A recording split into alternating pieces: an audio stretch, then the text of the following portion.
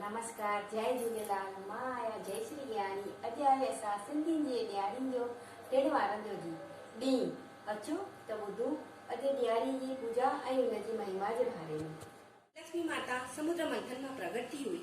भॻवान विष्णु खे पंहिंजो पति चुनियो हो ऐं अॼोके ॾींहं ते ई भॻवान राम वनवास मां मोटी करे अयोध्या लुटिया हुआ ऐं हिन ॾींहं ते ई राजा विक्रम संवत शुरू कयो।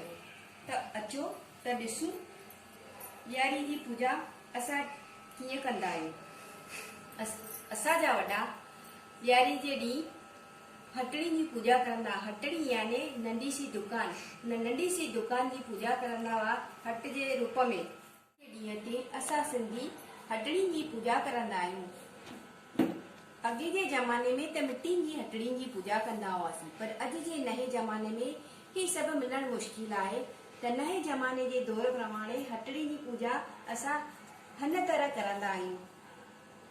कुछ माण्हू नंढी मिट्टी जी गणेश लक्ष्मी जी सरस्वती जी पूजा कंदा आहिनि, पर असां सिंधी चांदीअ जी प्रतिमा जी पूजा ऐं यंत्र जी पूजा कंदा आहियूं।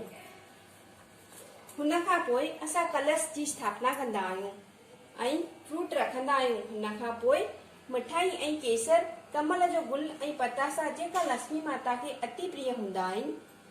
ऐं पाण सिंधी लायूं ऐं मोहनथाल पहिरीं ठाहींदा आहियूं ऐं इन खां पोइ हिकु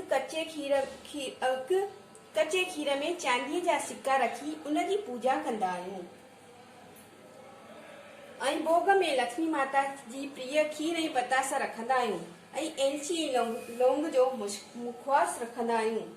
ऐं इन खां पोइ असां पूजा में सोन ऐं चांदीअ जी पूजा कंदा आहियूं। नयूं नोटूं पूजा में रखंदा आहियूं, हुनजी पूजा कंदा आहियूं। पोइ आरती करे विष्णु ऐं लक्ष्मीअ जी आरती करे माता जे अॻियां दक्षिणा रखी पंहिंजे वॾनि जो आशीष वठंदा आहियूं। ऐं हिन खां पोइ राति जो मेलोड़ियुनि जी पूजा बि कबी आहे ऐं उनखे कतियड़ियूं बि चवंदा आहियूं। ऐं मेलोड़े जे रूप में कतियुनि जी पूजा कंदा आहियूं, जंहिंखे कतियूं बि चवंदा आहियूं। कतियूं कार्तिक महीने में चालू थींदियूं आहिनि। ॾियारी जी पूजा खां पोइ असां श्री सूक्त जो पाठ कंदा आहियूं ऐं लक्ष्मी मंत्र बि चवंदा आहियूं, जंहिंसां लक्ष्मी रिचंदी ऐं असांजे घर में करोड़ों रुपयनि जो वास थींदो आहे। बोलो लक्ष्मी माता की जय। सिंधु हिंदू वारन खे सभिनी हिंदू भाउरनि खे दीवालिया जो वाधायूं सभिनी रिश्तेदारनि खे।